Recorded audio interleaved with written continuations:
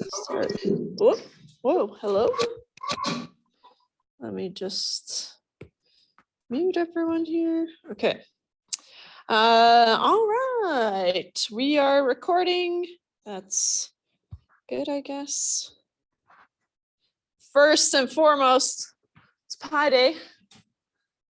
It's my go-to. Slice of pie is $2.50 in Jamaica and $3 in the Bahamas. These are the pirates of the Caribbean.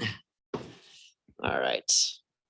So happy Pi Day, of course. All right. So I posted an assignment for you to work on for 2 sample proportions, and maybe I should use a different color here. Quiz number 3 on Friday. It's going to be, there's a one sample proportion question, either hypothesis testing or confidence intervals, or what else did we do? We calculated sample sizes, and we could use the confidence interval to do an informal hypothesis test, right? Those are all things that we could do. And so there's a 1 sample proportion question, either hypothesis testing, confidence intervals, sample size. Those are the options, right? There will be a 2 sample proportion question. We didn't really do anything crazy. We did hypothesis testing or confidence intervals. And then you're going to have an option. Okay, there's going to be a more than 2 sample proportions, more than 2 proportions questions, which is what we're going to start today. Proportion, which is chi-squared. It's kind of a fancy X. I'll write it better next when I start the notes, but more than 2 proportions, either 6.3, which is goodness of fit testing, which is what we're doing today. Oh, goodness of fit. I used 1 F for 2 words. So today, or, so you get to choose your chi-squared test, 6.4, which is a test of independence. These don't mean anything now, but they will by Thursday. Okay. Okay. So you're going to have a choice, right? You do one of these, you tell me the type of the other one, that's important, right? And then I'll just mark whichever one you choose. Because 6.4 is just on the Thursday and then the quiz is on the Friday, this one will be easier, but it's kind of a bigger type of question. So that makes it harder and it's newer. So I'm going to try to keep the balance there. Right, and you choose which one you want me to grade. You're welcome to try both of them and then decide, right? And then just tell me which one to mark. Okay, so you'll have an option for this quiz. All right, so chi-squared tests. So let's start today. We won't do review because that's all in the past. 2 sample proportions, which we finished last day. 6.3, we're going to be testing for goodness of fit, which sounds totally made up, goodness of fit, using chi-squared. Yeah. Now, chi-squareds or when we want to analyze more than two proportions. So 3 or more proportions, now you want to compare them, right? And how it's going to go is goodness of fit is you have some idea of the distribution of these proportions, right? You think that they're evenly distributed, right? For example, I roll a die. I assume that each side of the die has an equal probability of appearing. So then I assume that when I actually roll a die, I'm going to see those each side 1/6 of a time, right? For example. Whereas later, when we do tests of independence, we're going to be checking, we have two categorical variables, making a two-way table, and we'll be able to test if there's independence between these two variables. Okay, so here, the chi-squared is for when we want to analyze 3 or more proportions. Is this under the assumption that our dice is always correctly weighted? Like the goodness of fit doesn't have anything to do with like. Yeah, so in that kind of example, if you suspect that it's not properly weighted or not fairly weighted, then you would use a goodness of fit test and say, okay, well, I rolled it 100 times and here's what I saw. And it's significantly different from an even distribution, if that makes sense. Okay, so the goodness of fit is about testing your like. Yeah. So instead of having one proportion that we compare to one value, right? Then we move to two proportions. How do they compare to each other? Fine, fair enough. And then now we have three proportions and we want to see how do they as a group compare to some set of values. Okay, And so we'll have an example, but there's a couple of things we need to kind of sort out before we can do an example.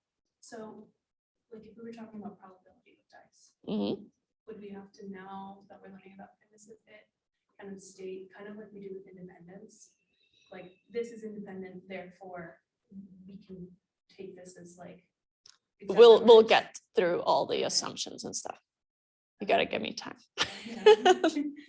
First thing I want to do is show you, well, that wasn't a very nice chi-squared. Chi is the Greek letter chi, and you read it as chi-squared. Otherwise, you'll sound like you don't know what you're talking about.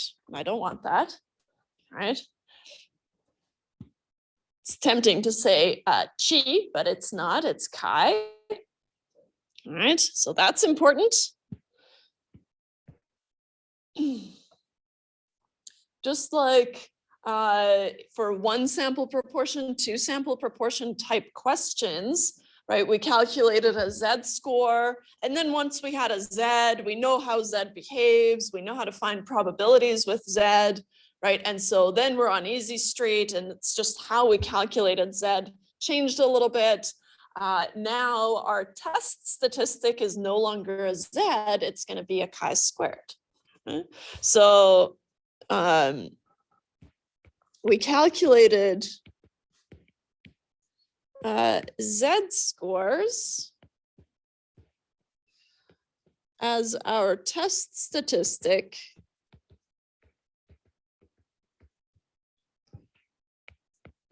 for 1 and 2 sample proportion type questions. Sample proportion, I'll just say questions.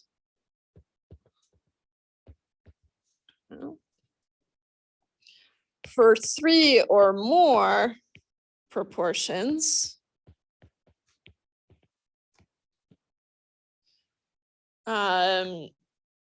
we calculate a chi-squared instead.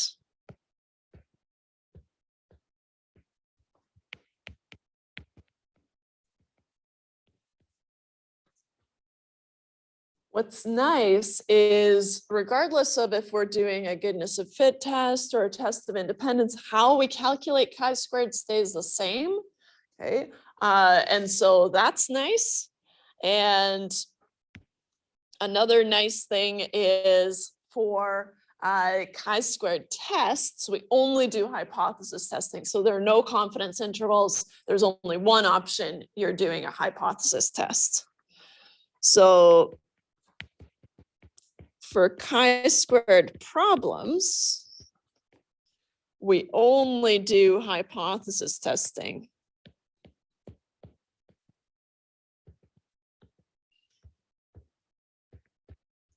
If you're like me, you probably prefer confidence intervals. They kind of make more sense to me than all those steps for hypothesis testing, but here we just have to surrender. Oh well. So you only do hypothesis testing.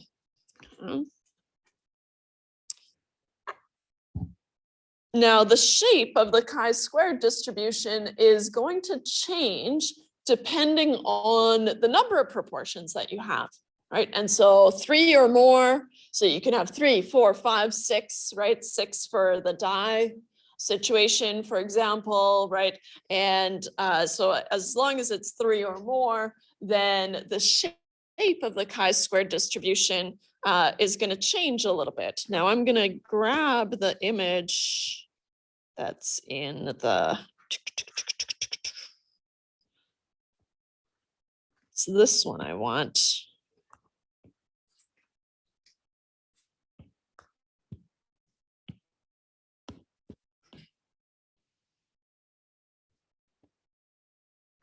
Okay. This is our first time seeing degrees of freedom, because I told you to ignore it on that t-table that we've been using, but we will see degrees of freedom again. Okay, and it's always dependent on your sample size, or often for us always. And so it depends on your sample size, or in this case, how many proportions we have. Okay, and so if we have 2 degrees of freedom, for example, and I'll show you how to calculate it, then the distribution looks like this. It's got this kind of sharp uptick at 0, and then kind of this quick descent into nothing, right? The total area under the curve, regardless of the shape, it will still be 1. Okay, notice that the chi-squared distribution, right, is skewed, right? And for small degrees of freedom, it's very, very skewed. Okay, and then as we increase our degrees of freedom, so if we look at 4, with 4 degrees of freedom, the shape looks like this. Okay, and then with 9 degrees of freedom, right, it starts to look a little bit more normal. And of course, eventually, if you have an infinite number of degrees of freedom, it approaches a normal distribution, but we'll never get there. Okay, and so the shape,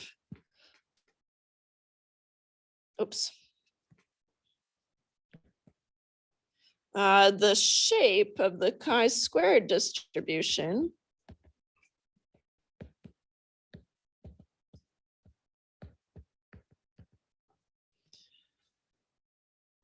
changes as the degrees of freedom changes as the degrees of freedom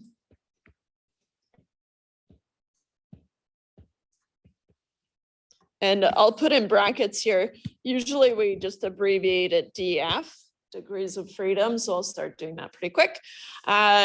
Changes. Change, I guess.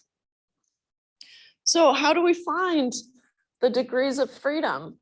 If we have one categorical variable, then it has k categories, right? Just a variable k categories. So for one categorical variable,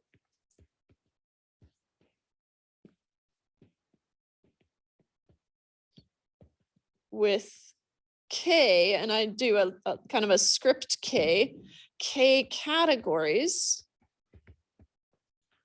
right? And in order to do a chi-squared, or to make it worthwhile, rather, you can do it for 2, but make it worthwhile, k is going to be 3 or more, right? So for one categorical variable with k categories, the degrees of freedom is going to be k minus 1. So it's the number of categories minus 1.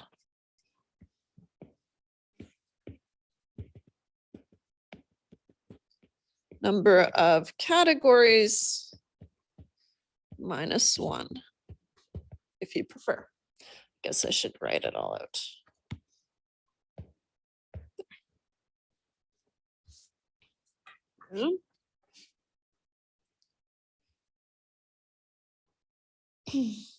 I gave you a handout of the chi-squared table. Okay, the chi-squared table, and I wonder if I have it here, if I need to grab it probably from here. Wait, I'll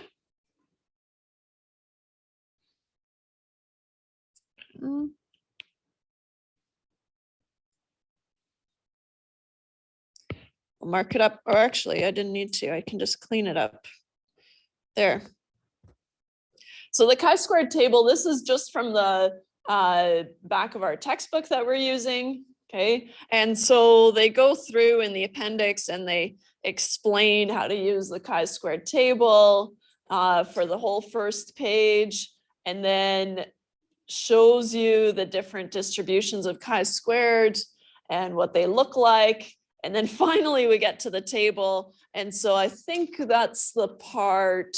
So I just printed off the second page for you guys, right? And so it just shows you what the shape looks like for these most common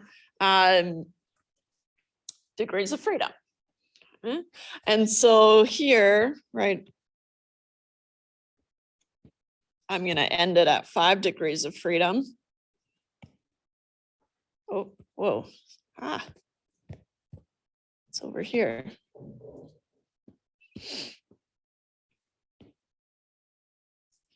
Okay, so your degrees of freedom is going to be your number of categories minus 1. So in order to have 5 degrees of freedom, for example, you'd have to have 6 categories, right? Which would be the case for the dye, but that's the only one that goes that high that I can think of. Okay, and so it's pretty rare that you go beyond 5, right? It's possible, but it's pretty rare. Okay. All right, and I won't bring it in quite yet because we have some more to introduce, but if you go to chi-squared goodness of fit testing, I tell you that the degrees of freedom is k minus 1. So what's nice is, of course, we only do hypothesis testing, and so I give you the null hypothesis, and then the alternative is just going to be the negation of what it is. So that's why I didn't give it to you. And then here's the chi-squared that we're building up towards calculating, but we're not there quite yet. Okay, so but the degrees of freedom is on there. All right. So that's your chi-squared table that we're going to be using. And what's kind of fun about the chi-squared is that the p-value, because it's skewed, but the p-value is always just going to be the area in the upper tail. Okay? So since, and maybe I'll do this, since the chi-squared distribution is skewed to the right, right? It's got the lump on the left and then the tail's going to the right. It's always skewed in the direction of the tail, right? And so then these more extreme values are going to be just in the upper tail or in the right tail. So since the chi-squared distribution is skewed to the right,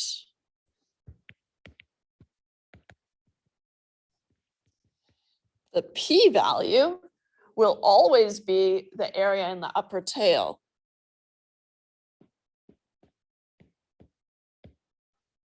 Will always be the area in the upper tail.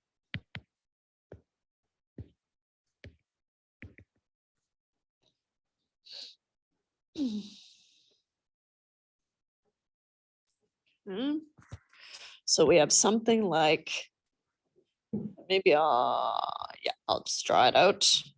Right, so just a generic chi-squared might look something like this. I'll make it more skewed. Whee! Like that. Yeah. So what's going to happen is you have chi-squared values down here on your axes, right? And then the area under the curve is still the probability of seeing those chi-squareds. And so then what happens is, of course, chi-squared starts at 0, which is not the reason it's skewed, but that forces a skew most of the time. If you've got some minimum and all of them are kind of pushed up against the 0, then you get the skewed distribution. So what's going to happen is you're going to find your calculated chi-squared, which I haven't shown you how to find quite yet, but you're going to have a calculated chi-squared, right? And then what you can do is you can use the table just like before, but now you have to find your degrees of freedom, and then you're restricted to those degrees of freedom. They're not going to change, right? And so just for simplicity's sake, let's say we have 5 degrees of freedom, same way that we did before, right? You're going to take your calculated chi-squared and you're going to find where it fits on this number line. Right? And then you can find the p-value, right? The area in the tail that way. So here, this is the p-value. So as chi-squared gets larger, right, the p-value gets smaller and smaller, which we saw with z-scores already, right? As chi-squared increases, the p-value decreases.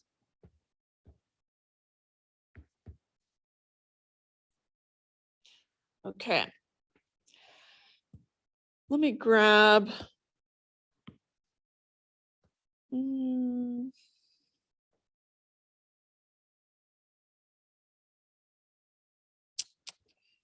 Where's,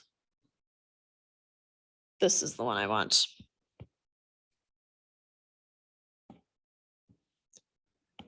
Okay.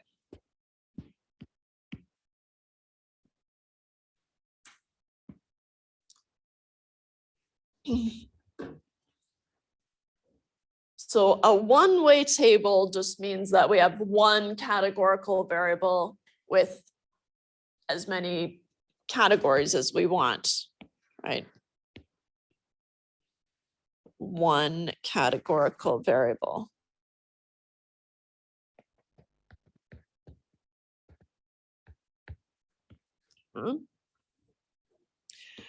Suppose we want to evaluate whether there's convincing evidence that a set of observed counts, right? Observation 1, observation 2, all the way up to observation K in K categories. So there's a lot of notation being introduced here kind of nonchalantly. In K categories are unusually different from what might be expected under a null hypothesis.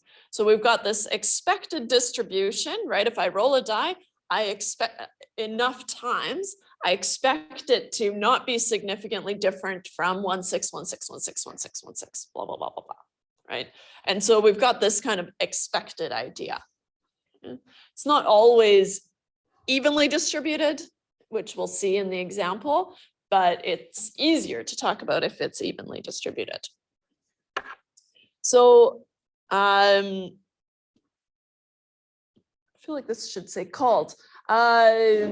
So we have this null hypothesis of expected values. So we're going to be able to calculate expected values or expected counts from this null hypothesis, right? I expect if 1/6 of each roll, right? If I roll it 100 times, then I expect 1/6 of them. It's kind of hard. Want to do a multiple of 6, but anyways, to be a 1, a 2, a 3, or 4, or 5, right? And so we've got this null hypothesis, which is going to translate to expected counts. Okay? So the conditions are, and I've got another block where it's the conditions are outlined more clearly, but the conditions are that each expected count has to be at least 5. So in order to be able to do any hypothesis testing, I need to expect at least 5 successes in each of the cells. Okay. And the null hypothesis is true, okay, which is what we always assume when we're doing a hypothesis test. We have to assume it's true before we can prove otherwise. Then the test statistic follows a chi-squared distribution with k-1 degrees of freedom. Now, chi-squared is going to be the observed count in category 1 minus the expected count in category 1. Square that. This becomes a residual, right? Then we get a squared residual. And then when we divide by the expected count in that cell 1, then we get a Pearson residual. Okay, so let me just break up the anatomy. The only reason that I'm doing this is because in the assignment that I posted, they talk about the squared residual and the Pearson residual. Okay, so let's just kind of break this down. So here, this is a residual. We haven't talked about residuals yet, but it's the distance between some observed and expected values. So this is the residual. If I square it, I get the squared residual.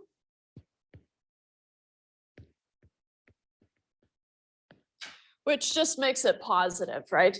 These residuals, if I square a negative value, right, it becomes positive. And then overall, this huge thing, well, it's not that big, but is the Pearson residual. That's just so that you know the terminology for the assignment. Yeah. So we do that for each of the categories that we have, all the way up to the kth category, right? And then we add them all up. So it's the sum of the observed minus the expected squared over the expected, okay, which is what we have. Where's the formula sheet? Here. I'll bring it in now.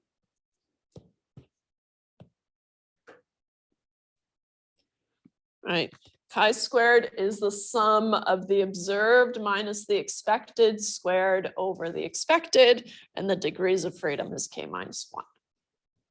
Okay. Our null hypothesis is that the observed distribution equals the expected distribution. They are the same, right? And then the alternative is that they are not the same, right? The observed distribution does not equal the expected distribution. This is a little bit trickier than what we've been dealing with before, right? But we'll see with an example in just a smidge here. So the p-value for this test statistic, which is still what we're going to use to draw our conclusion, right? We're still going to use our p-value, and it's going to be the upper tail of the chi-squared distribution.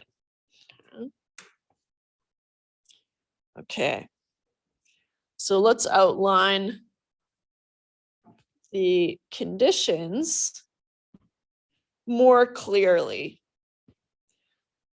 As promised, independence is always a condition. Whoa. Does not like me today. Okay. That was weird. Let me know if it happens again. I do keep an eye on it, but kind of startling. Probably. I let it run down to 1% and then was charged it before class. So maybe it's mad at me for that. Machines, right? All right. What's really nice is Well, the conditions are relatively simple, right? We've had pretty elaborate conditions before for 1 sample, 2 sample proportions. And also these conditions are the same for the other chi-square test that we do later. Okay, and so it stays the same. And so here, conditions are the same for 6.4, which is later, but just so you can kind of simplify things a little bit. So 2 conditions that we have to check. Independence, each case that contributes a count to the table must be independent of all other cases in the table. We can do that by random sampling, right? That's the easiest way. And so here I'll just clarify that if subjects were randomly sampled, we can assume independence just like before. And then the sample size condition or the distribution condition, each particular scenario, so each category, okay, must have at least 5 expected cases. Okay. And so failing to check conditions may affect the test's error rates. Oh, yeah. Okay.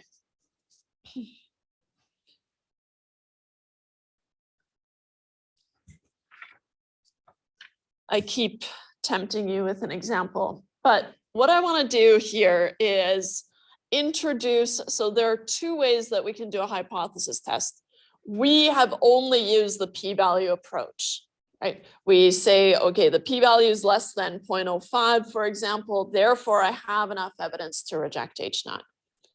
What if we think back to a Z distribution, right? Because we're more familiar with that, right? So what if we think about, okay, well, there's a Z associated with 0.05 in the tail, right? Then I can use that and we call it a critical value and say, okay, well, if my Z is bigger than that Z, then the area in the tail must be less than 0.05. I don't care how much less, right? So we can use what we call the critical value approach instead of the p-value approach. So I'm going to introduce it here, and then you can map it back and see that it's still true for Zs, but I didn't want to bog you down too much with too many options, right? You're welcome to use it because I'll know what you mean, but it's nice to just have one approach in the beginning.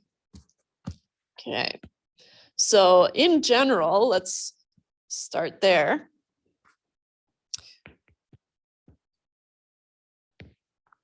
And maybe I'll start it on a fresh page here. Let's see, p-values. P-values versus critical value approach.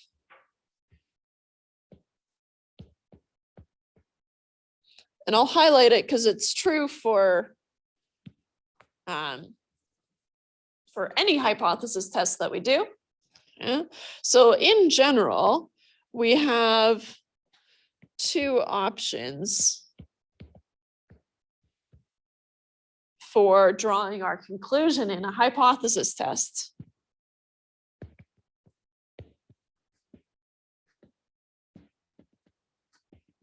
Conclusion in a hypothesis test.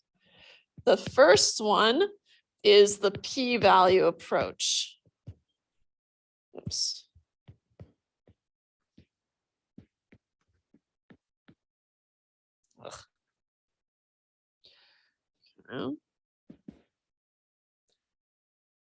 We find the area in the tail, right? In the chi-squared test, we only find the right tail, right? The upper tail. For the Z, it depends on the alternative, right? Do you want the lower tail? Do you want the upper tail? Do you want a 2-sided p-value, right? Which means both tails, right? So we have some p-value. We find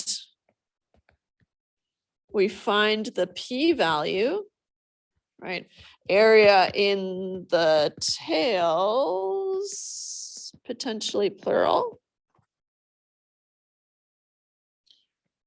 And if it is less than the significance level of alpha, if it is less than the significance level,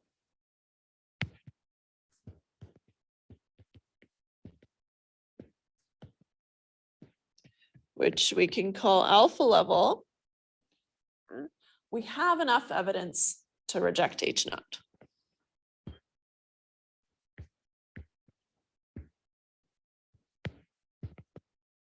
We have enough evidence to reject H naught.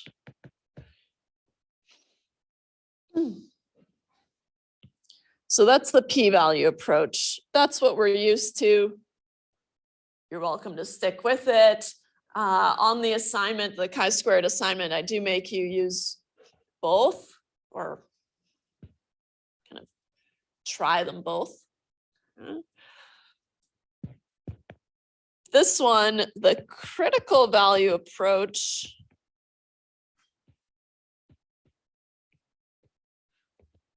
what we do instead is we say, okay, well, the significance level, right? If I force the area in the tail to be the significance level, I can map that back to a Z or a chi-squared, right? And so if we go back to our table here, right? If I'm using, if I have a one-sided test, right? Just because we're more familiar with this, if I have a one-sided test and my alpha level is 0.05, what can I say? I can say, well, if the Z that I calculated is more than 1.645, then I have enough evidence to reject H naught, right? Because if it's more than 1.645, right, 2.054, for example, well, that area in the tail is 0.02, right? Because as your Z increases, the area in the tail decreases. And so there's that relationship, right? So I'll bring this in, but I won't paste it quite yet, but I will. So the critical value approach says find the value of the test statistic, right, that goes with your significance level. Find the value of the test statistic Z or chi-squared, depending on whichever one you're working with. This doesn't look like a Z, does it? Z or chi-squared that is associated with that significance level, right? Whatever's alpha level you need. That is associated with the significance level, right? The alpha level. If the calculated test statistic is larger, so the absolute value of the test statistic, right? Drop the negative, compare them in magnitude. Okay, and so if the test statistic that you've calculated is larger than this critical value, then you have enough evidence to reject H naught. So if the calculated test statistic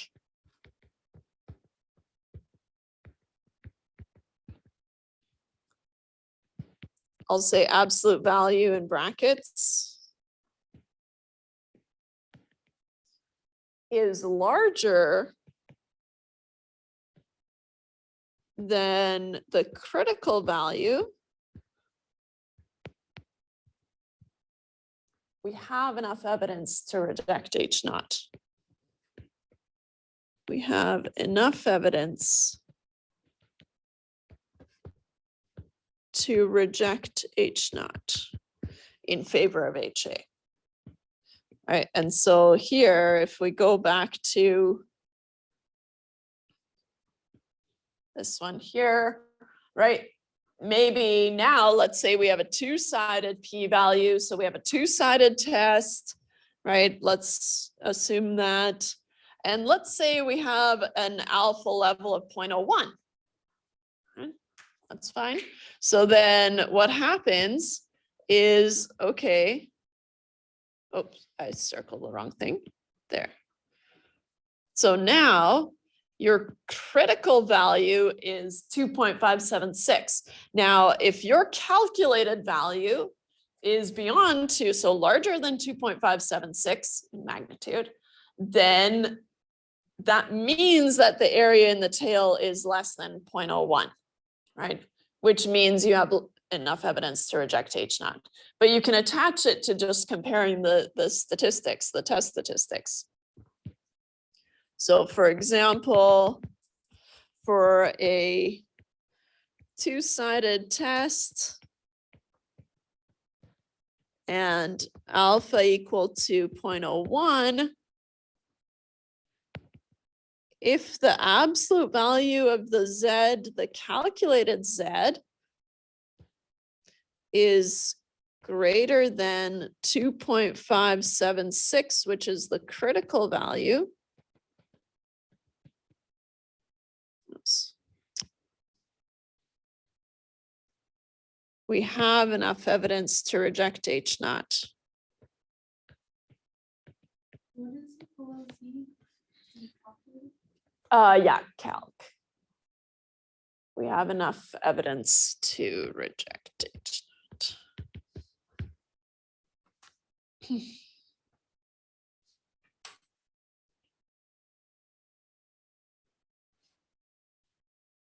If we go to our chi-squared table, I'll just focus on, you'll never have more than 5 degrees of freedom in this class, so it's not too bad. All right.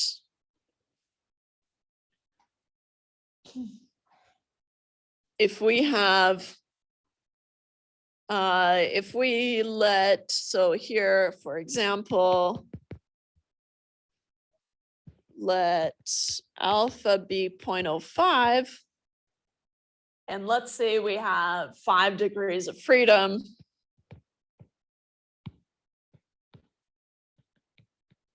Just because then I'm not bouncing around, I'm just here on the last line.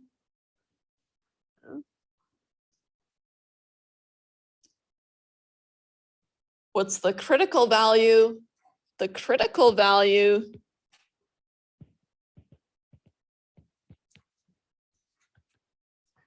is, so if I have 5 degrees of freedom, I'm restricted to the 5 degrees of freedom line, and I'm going to force the area in the tail to be 0.05.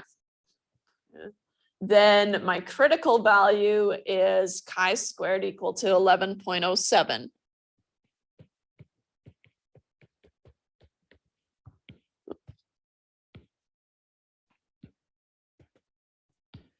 If my calculated value is larger than 11.07, notice that they're also increasing as you move out on the number line, right? Then the tail area gets smaller and smaller and smaller, right? Then I have enough evidence to reject H0.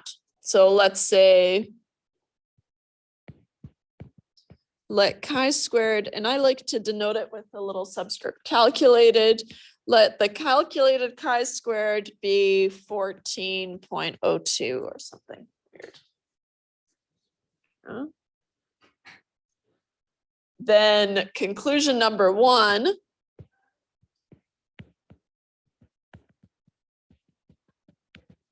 Using the critical value approach,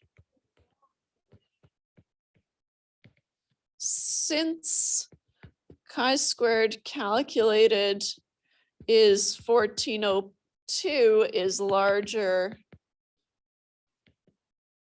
than the chi-squared, and then sometimes you can put a little critical there if you want, just to kind of highlight to yourself that this is a critical value is larger than 11.07, we have enough evidence to reject H0.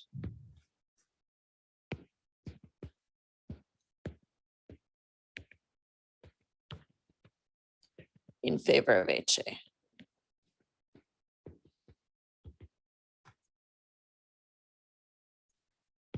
in a different color, maybe. I'll do conclusion number 2.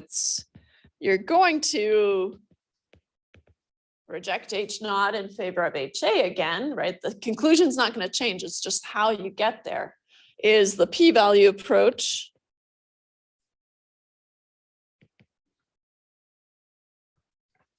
What would we do? 14.02 would fall somewhere in here, right? So since the calculated chi-squared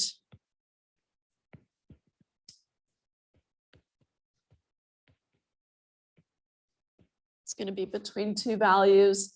And because we square the residuals and we divide by expected values that can't be negative, and then we add them all up, they are all going to be positive. So you don't have to worry about the absolute value. There's no harm in throwing absolute values around this test statistic, just like we did for Z, but you don't need it because it will be positive. But the chi-squared calculated is somewhere between 13.39 and 15.09. So the p-value, again, right, as chi-squared is increasing, the area in the tail is decreasing, so you have to read them from right to left, right? Then the p-value is somewhere between 0.01 and 0.02.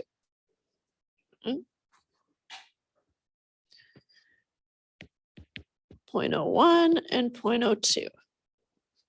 There is some p-value that we can calculate using software, and I threw in just a little question showing you how to use R. Whenever there's a little block on your assignments with the R code, you can use that to run any base R code. And so it doesn't have to be what I'm introducing, but you can play around with it. This way is exactly like what we did with Z scores, right? So it feels more familiar, but here I'm just using this opportunity to introduce that, hey, there is actually another way that we could do it. And maybe you have a preference and you're welcome to use either way for any hypothesis test that you do. Right? Sometimes I'll ask you for the p-value or I'll ask you for the critical value, but on the quiz, you're free to do whatever you prefer. Right? So since the p-value is between 0.01 and 0.02, since the p-value is between 0.01 and 0.02, it is less than the alpha level of 0.05, I think we said in this fake scenario, 0.05, yeah. It is less than alpha equal to 0.05, which means we have enough evidence to reject H naught in favor of HA. Which means we have enough evidence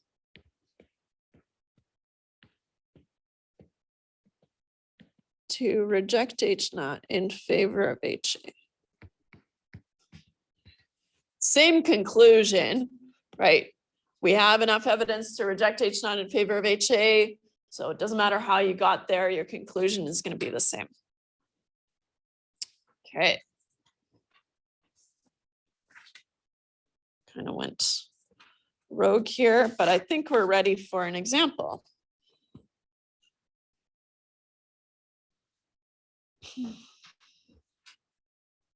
So they do lots of examples in the textbook, but I am going to do one from the end of the section, 6.33, or we rather. We. Okay.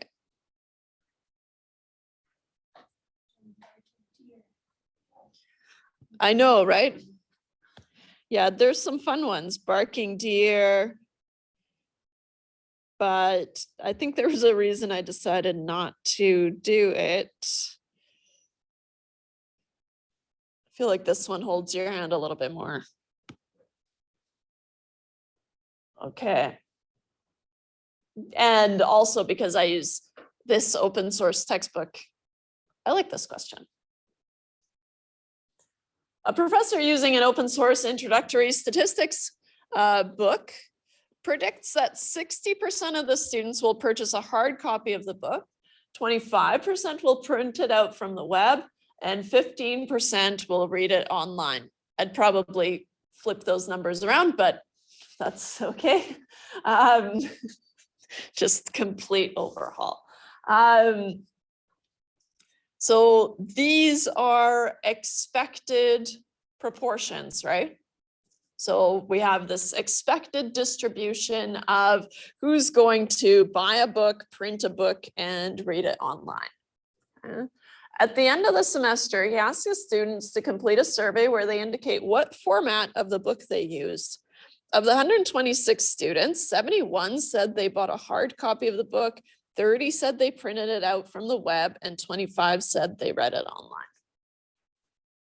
Okay, so this is a chi-squared test, a goodness of fit chi-squared test, because I only have one categorical variable, right? What type of book did you buy? Or what type of book did you use? What format did you use? Wow, I keep changing it. Evolving, right? And then there are 3 categories, right? And all students fit into one of those categories because they all read the textbook. Haha. Yeah, right. That's why I read the textbook to you, sort of. Sort of. All right. You're saying we don't need to read it? Pretty much. I've read it and digested it, and then I synthesize and bring it to class. All right, so, but it might help. All right, so we're going to state the hypotheses. Now, for these questions, right, just pay attention to what type of question do I have here. So far, our only options are 1 sample proportion, 2 sample proportions, and then for 3 or more, we have chi-squared, right? Goodness of fit so far. So here, right, you're reading this question and you say, okay, well, it looks like there's some expected distribution. So as soon as there's some expected distribution that we're checking against, then it's going to be a goodness of fit test. Okay, and so that's probably going to sound pretty reasonable when I say it, and then when you go home and you try to read through these questions and convince yourself that these are chi-square goodness of fit questions, maybe it's not that easy. So what I would do is go through and kind of read these other questions and convince yourself, because all of these are chi-squared goodness of fit questions right at the end of this section. So just read through them and just kind of get used to seeing these questions, right? And then just learn to, oh, there aren't that many, but at the end of the section or the end of the chapter, there are more. But then you really have to know which one's which. Okay. State the hypotheses for testing if the professor's predictions were inaccurate. They were either accurate or inaccurate, and that's all we have for chi-squared tests. Now, on your formula sheet, I'm going to bring this in here again, just so we have it, and also so you can see what you'll have on the quiz.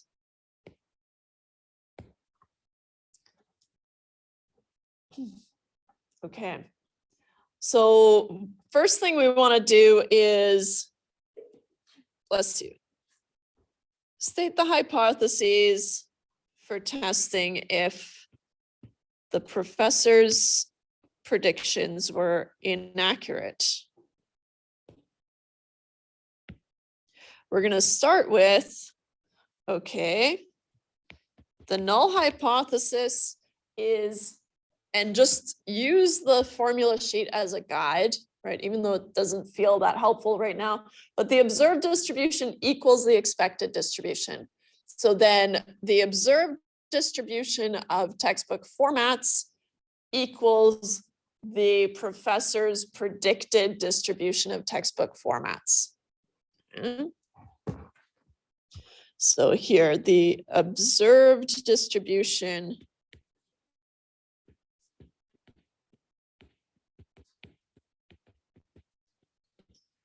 of textbook formats equals, or you can get fancy here, right, is the same as or not significantly different from the professor's predicted distribution of textbook formats. But I'm just going to use equals. It's fine, okay, because that's what's on the formula sheet, right? So I want to make it as close as possible. So the observed distribution of textbook formats equals the professor's predicted distribution of textbook formats.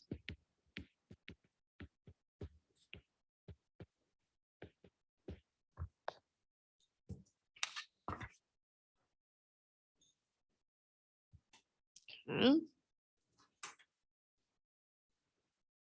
Good.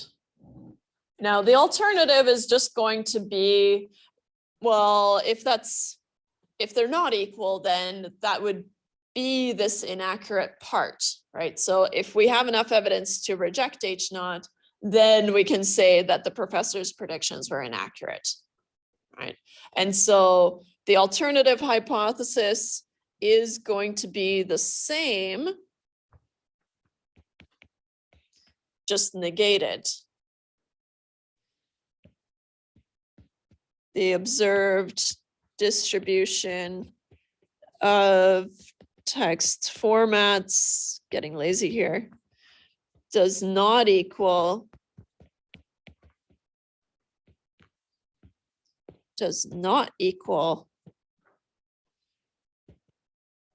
the professor's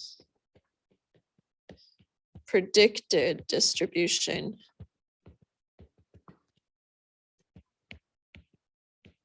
of text formats. Okay. So you just rewrite it in the negative. And so that is, the predictions were inaccurate, right? So I'll follow it up with that is, you don't have to, the predictions were inaccurate is what that means.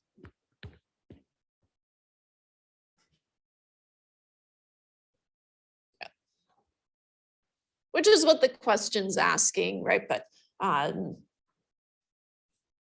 if you just say it's not equal to the predicted, then that's fine. Okay.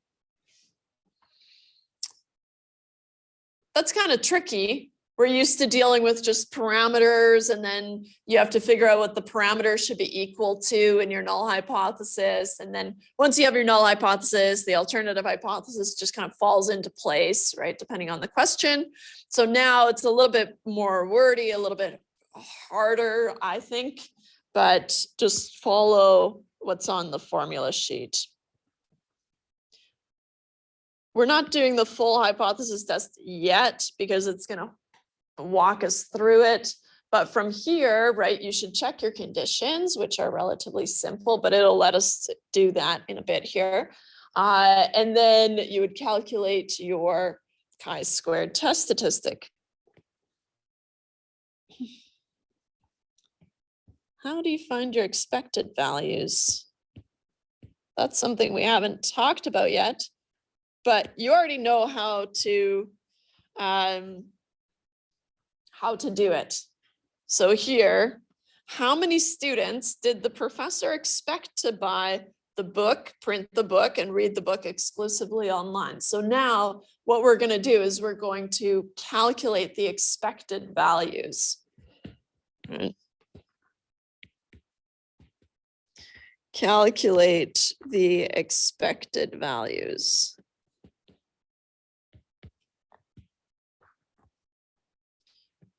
Okay. So, oops. And maybe this can go on a fresh page here. So let's make a little table, which is kind of usually where things go with a chi-squared question. So the format I'll put here, you can do it lengthwise if you prefer, but I'm going to make a by category, a print category, and an online category. And those are all the categories that we have, right? So we have 3 categories. And let's see here. First, we can jot down the observed counts, right? We're told how many bought it and how many printed it and how many read it online. So of the 126 students, 71 said they bought a hard copy, 30 said they printed it, and 25 said they read it online. So we have 71, 30, and 25. And just make sure that you get a total of 126, which we do.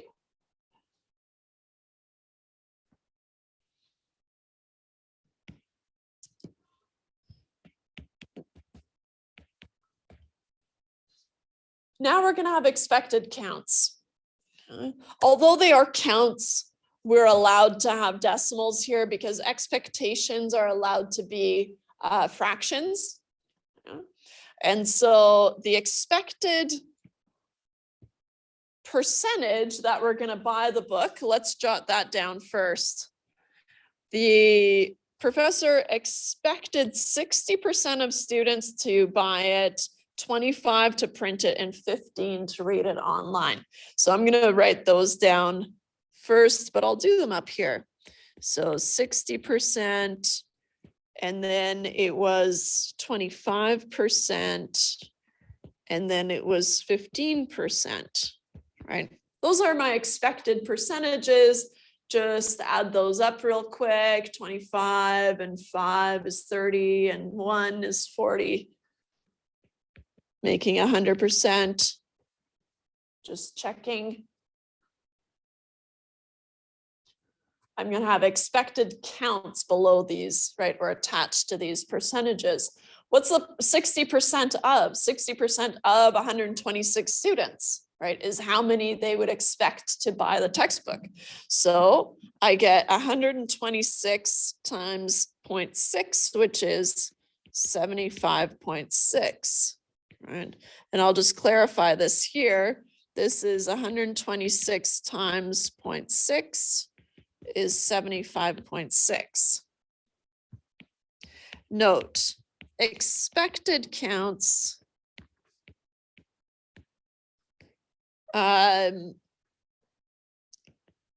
keep decimals. Yeah.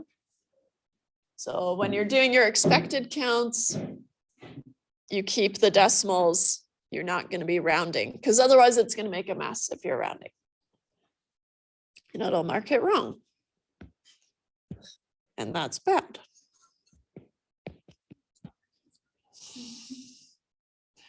I wouldn't mark it wrong, but mom is gonna, my Okanagan math is gonna mark it wrong.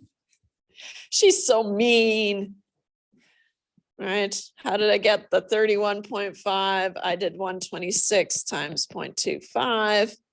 And then finally, my expected count for online is 18.9, which same deal here, 126 times 0.15. And last thing I want you to just check is when you add these up, you should get a total of 126, right? Because you've got 100%. And so it should add to 126.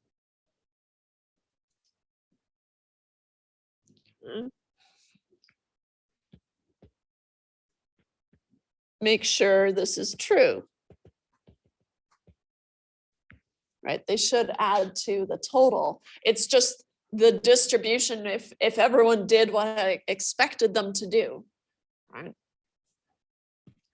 Eyeballing it, 71 versus 75.6, 30 versus 31.5, 25 versus 18.9, right? These outer edges are a little bit iffy, we'll see, right? Because it's as a group, how does it match the expected distribution? Okay. Okay, so we're not focusing like on the individual, so it's not like the 71 and 75.6, 31.5 and 30 are really close, but like Yeah. 25 and 18.9 aren't close, so that's gonna kind of drag it down. So what you could do, if you wanted to analyze them individually, you could make them one sample proportion questions by doing what? You could convert 71 out of 126. That's your sample proportion. How does it compare to 60% or 0.6? Right? That would be a one sample proportion question. Same thing, 30 out of 126. That's your sample proportion. How does it compare to 25? 25 out of 126. How does it compare to 15%? Right? And so you could break them down into individual one sample Z tests, right? One sample proportion questions. Or you could say, okay, the proportion of, so is 25% or 30 over 126, is it significantly different from 25 over 126? Two sample proportion type question, right? Are these significantly different?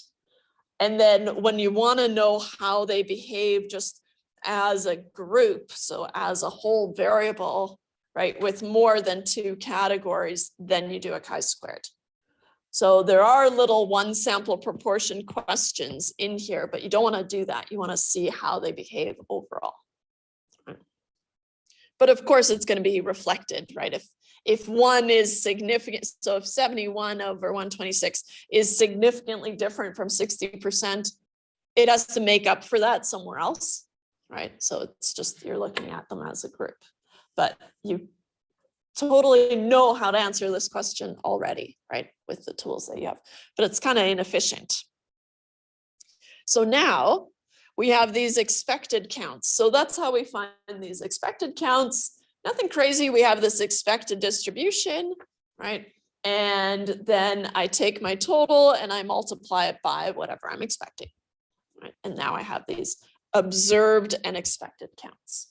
All right, great. C. It says this is an appropriate setting for a chi-squared test. There's a fact. List the conditions required for a test and verify they are satisfied. Why didn't we do this earlier? One of the conditions, one of two conditions, is that each category must have at least 5 expected counts, right? An expected value greater than or equal to 5, right? So that's why we had to find our expected values before we could check the conditions. So it's usually not really part of our hypothesis test. We find it earlier and then we go ahead. So the conditions for a chi-squared test, or for chi-squared, first one is independence.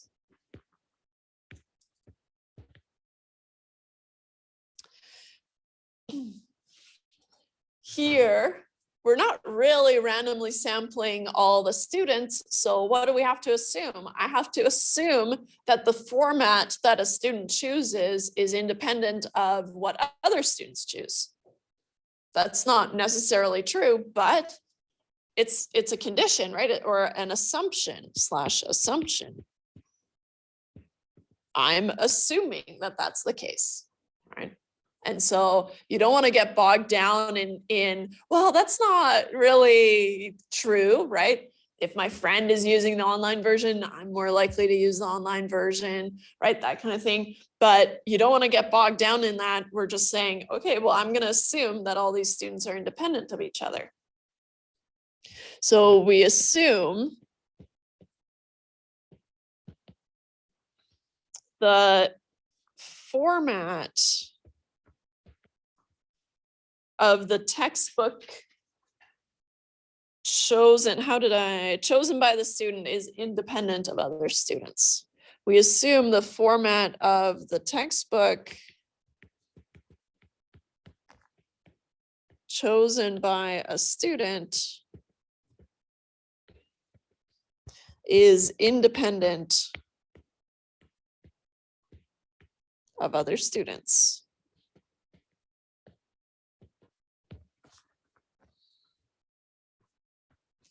If you were randomly sampling across campus, then you could assume that textbook formats that are chosen are independent of each other, right? But that's not the case here. So then we have to assume that they're independent. I think that's the first time that we've seen that, where we've kind of had to force it. But that's. You just said that if we randomly sample across campus, we can assume independence, but since we're taking from a class, we assume. Yeah, so here, yeah, but we have to assume independence.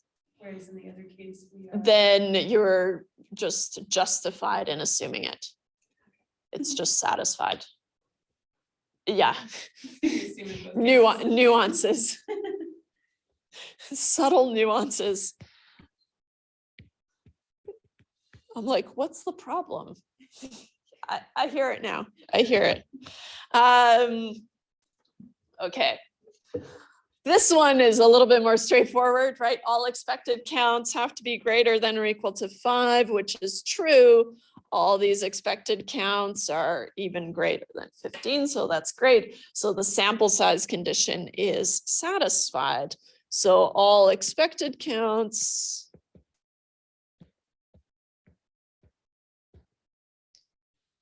are greater than 5. So the sample size is large enough.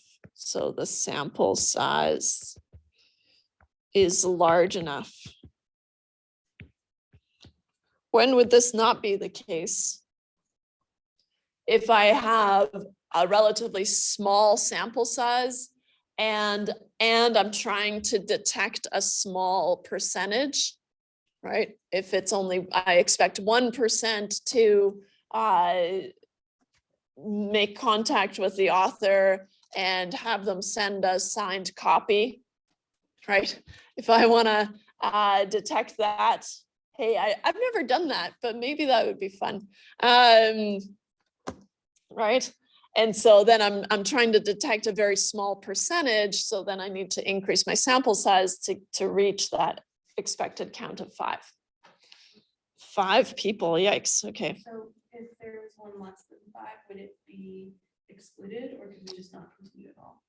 You should not continue. You can, and you can say, well, the results are, yeah, not reliable because of the conditions that not satisfied. There are other tools, so other tests that you can run when it's not satisfied, but we don't introduce those here. But it all exists. Can't remember. I think it's Fisher's exact. Anyways, I don't remember. And that's okay. All right. Wow, this one looks so tiny, but it's actually kind of a big question. It's asking a lot. Calculate the chi-squared statistic, the degrees of freedom associated with it, and the p-value. Okay, great, can do. This is our first, this is kind of a step 2 of our hypothesis test.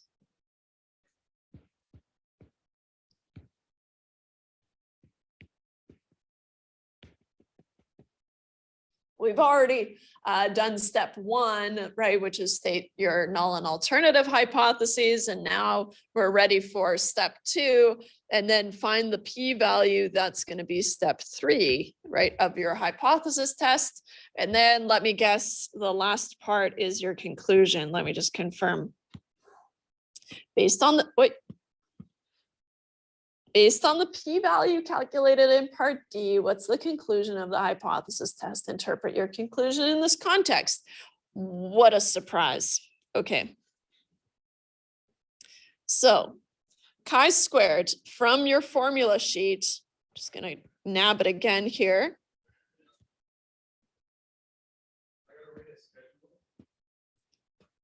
Copy.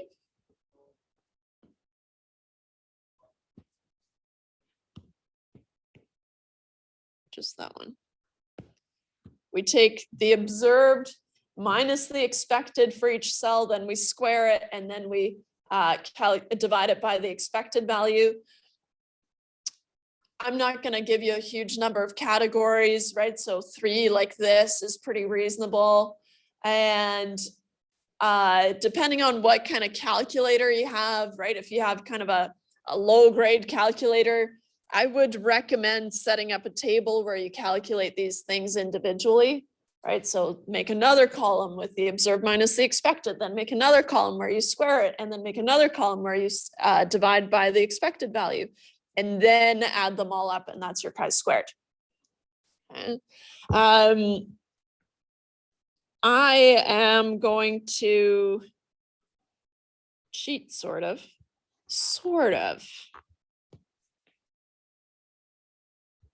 Copy.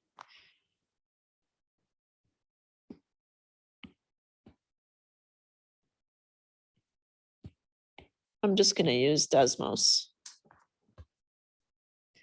Is that cheating? I'm not so sure. It's my best calculator that I have. I know, rude. And this is where it doesn't show it to me. Okay. How do I?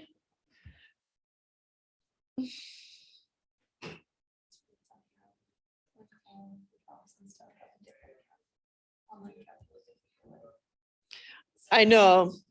I always recommend Desmos just because when you're doing pre-calc and stuff, it's a lot easier. And I like the screen, and you can save values and you can do all kinds of stuff. I'm going to do it all in one go here, using brackets carefully, but you guys are good at that, right? 71 minus and 75.6, and then I'm going to square that, square that. And then I'm going to step down and divide by 75.6, right? The expected value.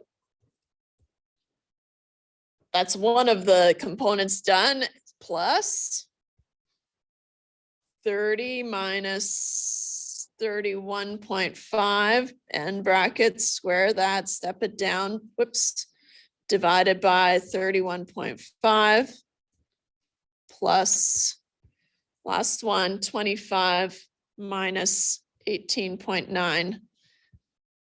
Square it, step it down, divide it by 18.9. I don't know if I said that right. I'm going to screenshot this, bring it in.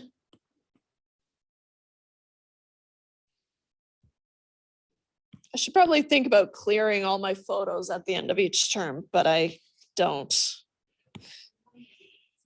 So many, so many. It's crazy.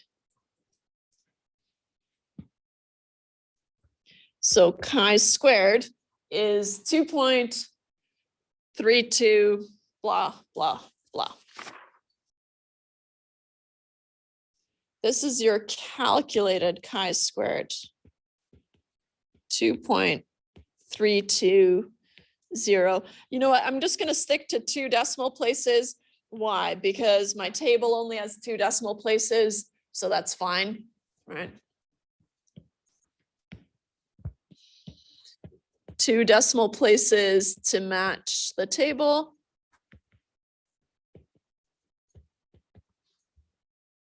Okay. So we calculated our chi-squared. It's very small, right? And so in order to use the table, right, we need to find the degrees of freedom. Now the degrees of freedom is k minus 1.